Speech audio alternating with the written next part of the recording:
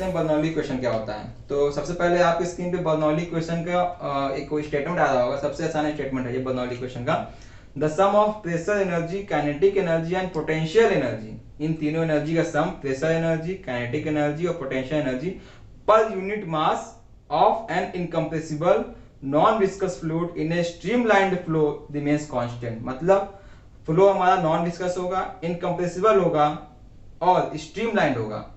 तब इन तीन condition follow, all condition होती है लेकिन ये तीन मेन कंडीशन होती है। इन तीन कंडीशन फॉलो करने के बाद हमारा pressure energy, kinetic energy, potential energy per unit mass constant होगा। ठीक है, तो फ्रेंड्स हम बढ़ते हैं इस वीडियो में आगे और देखते हैं what is the Bernoulli equation. तो बर्नौली भाई साहब आए थे, तो एक्चुअली बर्नौली इक्वेशन डायरेक्ट नहीं आ गई थी कि बर्नौली को सपना आया उन्होंने इक्वेशन सॉल्व कर दी। पहले हमारी आई थी कौन सी, जो इसका ओरिजिन हुआ था बर्नौली का, वो हुआ था हमारा नेवियर स्टोक्स। देखो एग्जाम में क्वेश्चन आया है, एग्जाम में क्वेश्चन आया, मजाक मत समझना। नेवियर स्टोक्स में कौन कौन से फोर्सेस का समेशन हम लेते हैं, ये क्वेश्चन आया है। ठीक है, तो इसीलिए इसको मैं एक्सप्लेन कर रहा हूँ सीधे आपको।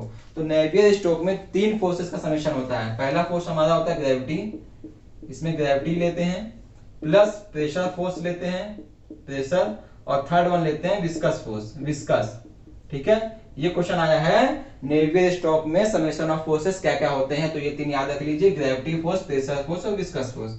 अब इन्होंने तो दे दिया नेवियर स्टोक्स, उसके बाद आयलर साहब आए। तो आयलर साहब ने अपनी इक्वेशन क्या दी, आयलर इक्वेशन आई, उसने क्या दिया, उन्होंने ये बोला कि अगर हम विस्कस फोर्स को हटा देते हैं तो जो इक्वेशन मिलेगी उसको बोलेंगे हम आयलर इक्वेशन। मतलब ग्रेविटी प्लस प्रेशर इन दोनों का समेशन होगा। जब हम विस्कस फोर्स को हटा देंगे तो जो इक्वेशन हमको मिलेगी वो मिलेगी हमको आयलर इक्वेशन। तो आयलर इक्वेशन क्या थी वो देख लेते हैं।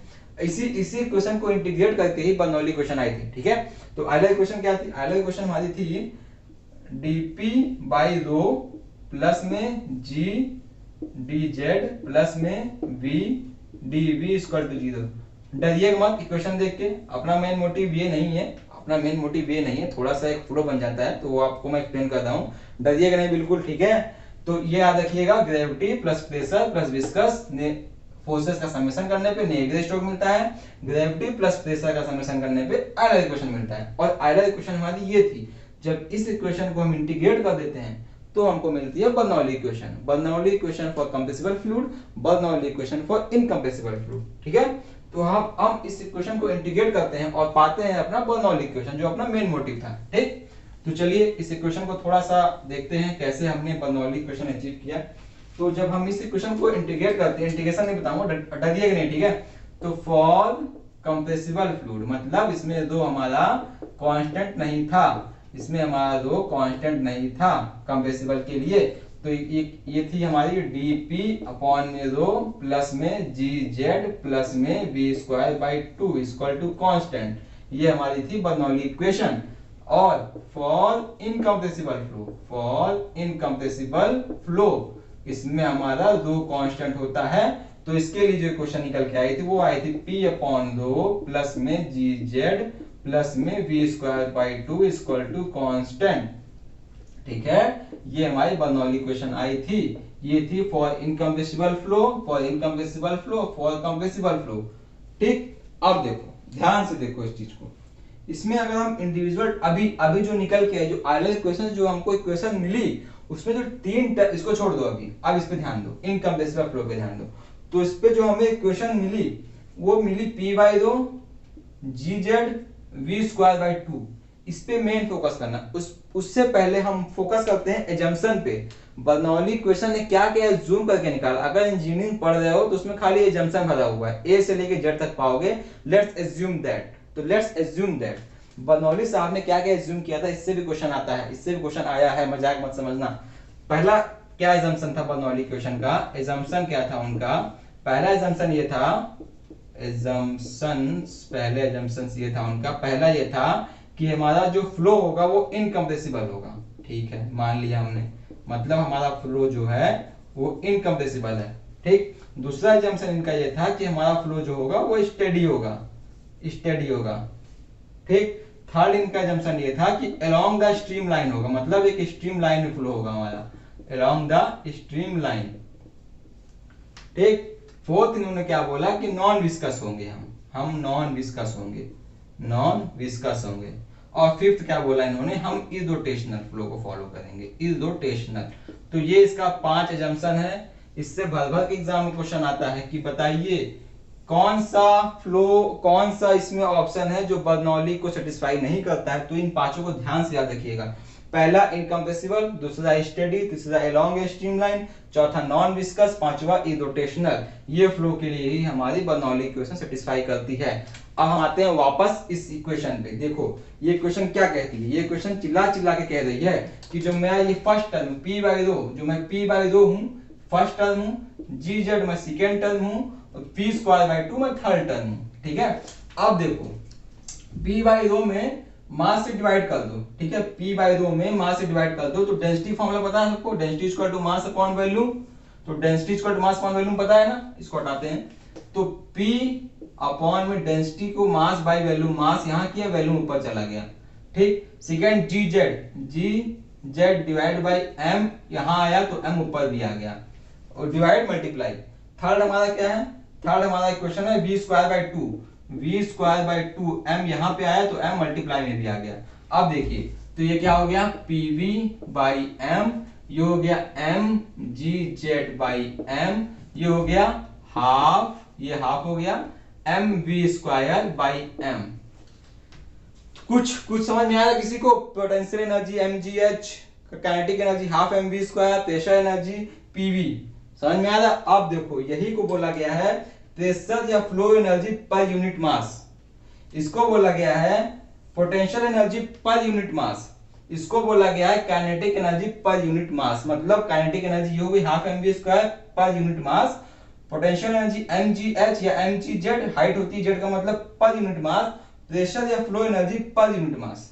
जो अभी मैंने डिफिनेशन दिखाया था, फिर आपको इस पे डिफिनेशन आ रही होगी। अब उस पे समझो, समेशन ऑफ इन तीनों का समेशन, जो डिफिनेशन आ रही है इन तीनों के समेशन को इसने बोला है पर unit mass is a constant for irrotational flow, streamline flow, steady flow, incompressible flow. इसको उसने समेशन करके आपको एक लाइन में एक्सप्लेन कर दिया है और आपने उसको याद कर लिया है। बट अब समझो चीजों को, अब उस समय नहीं समझे तो अब समझो, समझ में आ गया? अब आगे बढ़ते हैं, इस इक्वेशन को थोड़ा और आगे लेके जाते हैं। मतलब हेड क्या होता है, datum head, pressure head, kinetic head, वो हेड से भी क्वेश्चन आता है। इधर समझ में आ गया? अब देखो हम आगे बढ़ते हैं, ऊपर मैं थोड़ा हटाता हूँ, अब ऊपर हटाता हूँ, इसको भी हटाता हूँ। अब देखो हम आगे बढ़ते हैं, तो आगे हम बढ़ेंगे इस क्वेश्चन में अगर, तो इसी को बोलते हैं sum of energy equation, sum of energy. ठीक है, बर्नौली इक्वेशन में। अब हम आगे बढ़ते हैं, तो आगे जब इसको हम pv by m, mgz by m, half mv square by m, अब इसको हम g से डिवाइड करते हैं। देखो जो हमारा p बाई रो था, p by rho plus v square by 2v square by 2 plus gz equal to constant था। अब अगर इसको हम जो है g से डिवाइड करते हैं, divided by g, divided by g, divided by g और डिवाइडेड बाई g, तो कांस्टेंट ही है, तो कांस्टेंट ही आएगा एक निकल के, g से g कैंसिल हो गया और ये हो गया p बाई रो g। ये हमारा फाइनल इक्वेशन जो हमको मिली वो मिली p by rho g plus v square by 2g और plus z equal to constant, ये आपको इक्वेशन मिली। अब देखो इसमें जो तीन टर्म निकल के आ रहा है, जिसमें तीन टर्म निकल के आ रहा है, वो चिल्ला चिल्ला के बोल रहा है भाई मैं हूं डेटम हेड, मेरा नाम है डेटम हेड, डेटम हेड, या इसका नाम है पोटेंशियल हेड, पोटेंशियल हेड। ठीक है, और ये वाला v स्क्वायर बाई 2g बोल रहा है मेरा नाम है वेलोसिटी हेड, वेलोसिटी हेड या काइनेटिक हेड, काइनेटिक हेड। ठीक है, उसके बाद p बाई रो जी बोल रहा है मेरा नाम है प्रेशर हेड या स्टैटिक हेड, प्रेशर हेड या स्टैटिक हेड, स्टैटिक हेड। ठीक है, ये समझ में आ गया? इसीलिए बर्नौली इक्वेशन में तीन लॉ ऑफ लगते हैं, लॉ ऑफ कंजर्वेशन ऑफ तीन लगते हैं। पहला क्या लगता है, लॉ ऑफ, इसको लिख लो, Bernoulli equation can be said to be, Bernoulli equation में तीन लॉ लगते हैं। पहला है law of conservation of mechanical energy, जो मैंने अभी आपको ये बताया ना, law of conservation of mechanical energy, ये पहला लॉ है। सेकंड लॉ है law of conservation of mechanical energy per unit mass, मतलब ये per unit mass, law of conservation of mechanical energy per unit मास। अब इसमें हमने जी से डिवाइड किया ना, मतलब जी से डिवाइड किया ना यहाँ पे हमने, तो mg क्या होता है, mg होता है W इक्वल टू mg मतलब वेट। तो थर्ड लॉ ये होता है, थर्ड लॉ है law of conservation of mechanical energy per unit wait.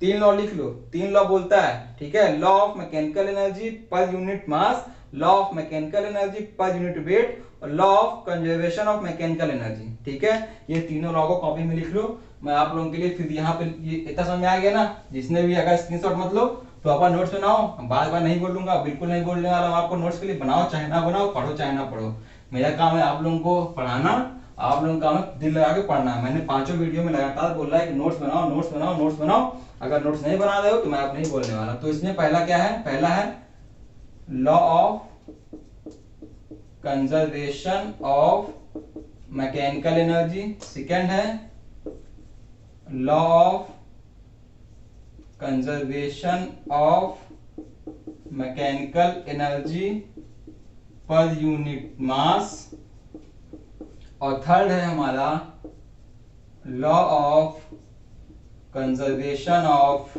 Mechanical energy per unit weight. तो ये तीन लॉ अपना हमें सब याद रखना है। बर्नौली इक्वेशन फाइनल क्या निकल के आती है, P by rho G plus में V square by 2G plus में Z इक्वल टू कांस्टेंट, ये निकल के आती है हमारी बर्नौली इक्वेशन।